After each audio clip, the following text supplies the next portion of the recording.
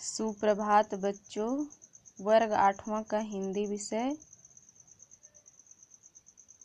पिछली कक्षा में हम लोग ईदगाह कहानी को पेज नंबर 4 तक पढ़े थे।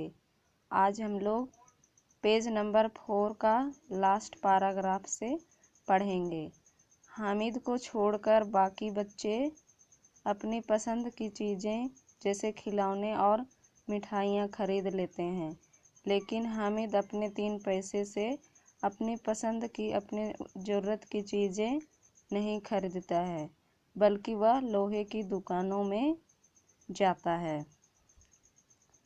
मिठाई की दुकानों के बाद लोहे की चीज़ों की दुकानें हैं। लड़कों के लिए यहाँ कोई आकर्षण नहीं था। मिठाई की दुकान के बाद लोहे की दुकानें आती हैं, जहाँ लड़के बच्चों के लिए कोई आकर्षण मतलब कुछ लुभाने वाली वस्तु नहीं है, उनके ज़रूरत की वस्तुएं नहीं है, तो वे सब आगे बढ़ जाते हैं।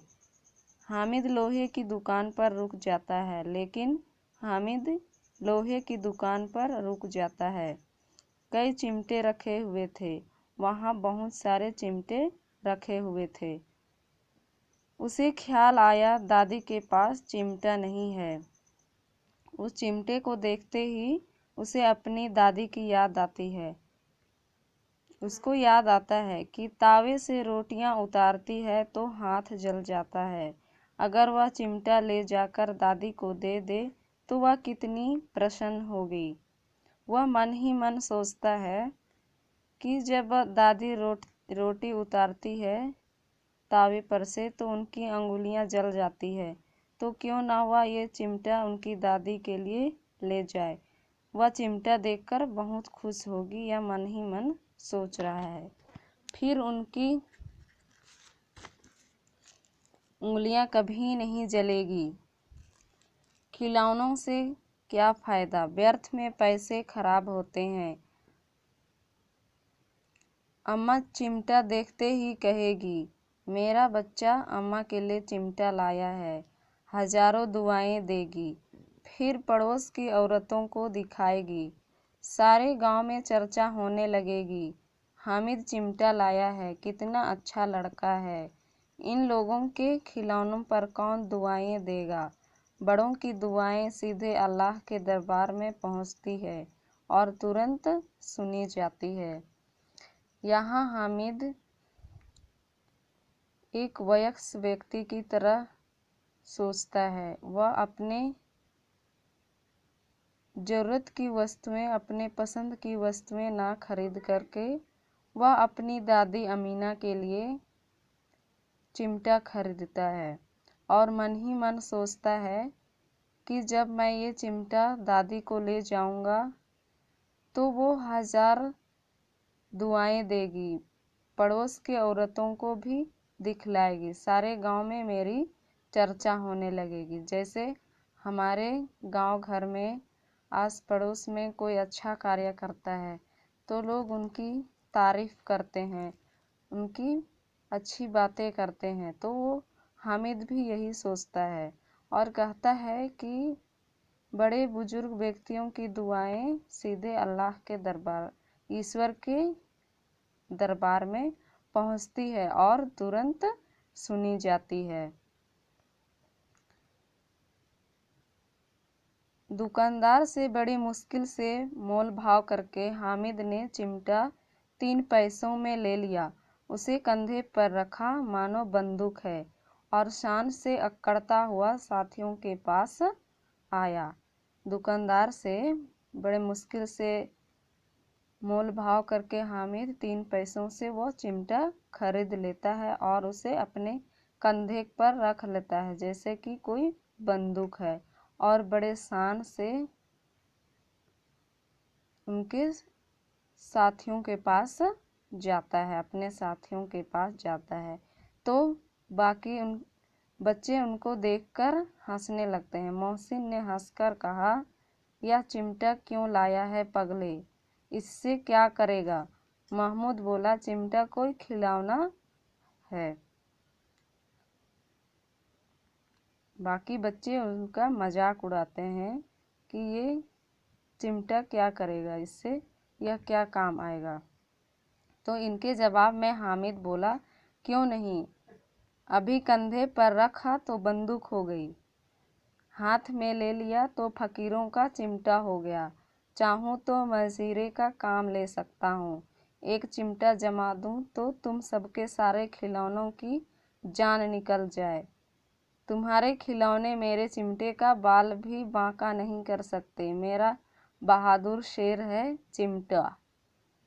वह अपने चिमटे का तारीफ करता है, सबके खिलौनों को अपने चिमटे से तुलना करता है और चिमटा को ही वह अच्छा साबित करता है कि तुम्हारे खिलौनों को तो मेरा चिमटा पूरी तरह से बर्बाद कर लेगा, लेकिन तुम लोगों का खिलौना मेरे चिमटे को कुछ भी नहीं कर सकता है। बाल बांका मतलब कुछ नहीं कर पाना, कुछ भी बिगाड़ नहीं सकता है। मेरा चिमटा क्या है, बहादुर शेर है। सम्मी ने खंजरी ली थी, एक प्रकार के खिलौने। प्रभावित होकर बोला, मेरी खंजरी से बदलोगे। वह हामिद की बातों को सुनकर वह अपनी खंजरी को चिमटे के साथ बदलने के लिए कहता है। हामिद ने खंजरी की ओर उपेक्षा से देखा, हीन दृष्टि से देखता, तिरस्कृत दृष्टि से देखते हुए कहा, मेरा चिमटा चाहे तो तुम्हारी खंजरी का भी पेट फाड़ डाले। चिमटे ने तो सबको मोहित कर लिया। चिमटा सभी बच्चों को मोहित कर लेता है, अपनी ओर खींच लेता है। औरों ने 3-3 4-4 पैसे खर्च किए पर कोई काम की चीज़ ना ले सके। हामिद ने 3 पैसों में रंग जमा लिया। बाकी बच्चे 3-3 4-4 पैसे खर्च करके बेकार ही पैसे खर्च किए और कोई ज़रूरत की सामानें नहीं खरीदे, लेकिन हामिद 3 पैसे से रंग जमा लिया, मतलब पूरी तरह से अधिकार जमा लिया, धाक जमा लिया। सबने अपने अपने खिलौने देकर चिमटा पकड़ने का प्रस्ताव रखा। सभी बच्चे अपने अपने खिलौने को हामिद के लिए देते हैं और चिमटा पकड़ने का प्रस्ताव रखते हैं कि हम लोग भी चिमटे को पकड़ सकते हैं। हामिद ने मान गया। चिमटा बारी बारी से सबके हाथ में गया और उनके खिलौने बारी बारी से हामिद के हाथ में आए। सभी बच्चे बारी बारी से अपने खिलौने हामिद को दिए और हामिद भी अपने चिमटे को बारी बारी से सभी बच्चों के लिए देते हैं। कितने खुशबूदार, कितने खूबसूरत खिलौने हैं, पर उसका चिमटा तो रुस्तमे हिंद है, सभी खिलौनों का बादशाह है। सभी खिलौने बहुत अच्छे हैं, खूबसूरत हैं, लेकिन सबसे ज़्यादा खूबसूरत उनके लिए चिमटा ही बन गया, क्योंकि सभी खिलौनों का वो बादशाह है, राजा है।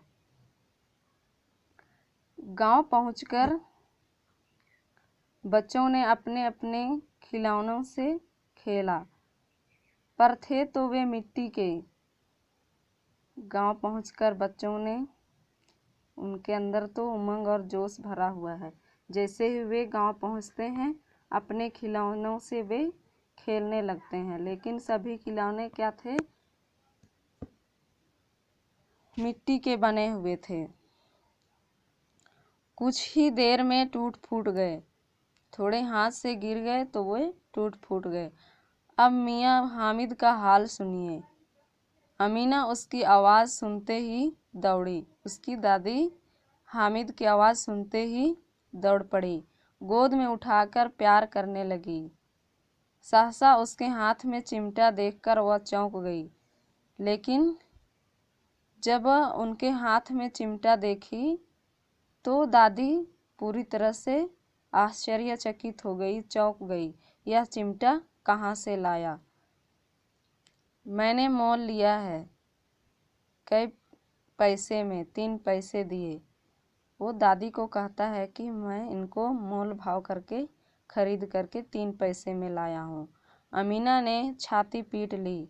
यह कैसा बेसमझ लड़का है, ना कुछ खाया ना पिया, लाया क्या चिमटा।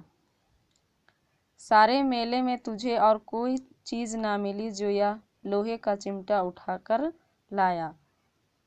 जब हामिद चिमटा खरीद कर लाया कहता है तो अमीना अपनी छाती पीट लेती है। वह गुस्सा करने लगती है कि ये बच्चा, ये कैसा बेसमझ लड़का है। वो डांटती है कि ना कुछ खाया ना पिया, ये लोहे का चिमटा लेकर आया है। उसको डांटती है कि मेले में तुझे और कोई सामान नहीं मिला कि ये लोहे का चिमटा उठाकर लाया है। हामिद ने अपराधी भाव से कहा, क्योंकि वह अपनी दादी के लिए बड़े प्यार से उस चिमटे को खरीद कर लाया। जब दादी उसको थोड़ा डांटती है तो वो गुस्सा हो जाता है और कहता है, तुम्हारी उंगलियां तावे से जल जाती थी, इसलिए मैंने इसे ले लिया। बुढ़िया का क्रोध तुरंत स्नेह में बदल गया। जब हामिद ने अपनी दादी को चिमटा के बारे में समझाता है तो दादी अमीना का क्रोध तुरंत ही प्यार में बदल गया, स्नेह में बदल गया। यह स्नेह मूक था, मतलब अंदर ही अंदर। ये समझने वाली बातें थीं, खूब ठोस, रस और स्वाद से भरा हुआ। बच्चे में कितना त्याग, कितना सद्भाव और कितना विवेक है। वह सोचती है कि इस बच्चे में कितने त्याग की भावना है, कितने सद्भावना है, कितना सोच समझदार लड़का है, कितना विवेक है। अच्छे और विवेक का अर्थ अच्छे और भले का ज्ञान होना। वह दूसरों को खिलौने लेते और मिठाइयाँ खाते देखकर कितना ललचाया होगा मन।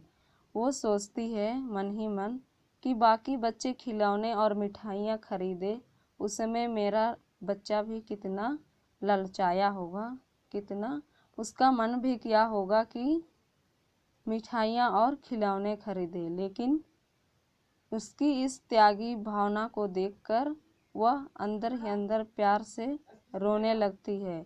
इतना जब्त इससे हुआ कैसे?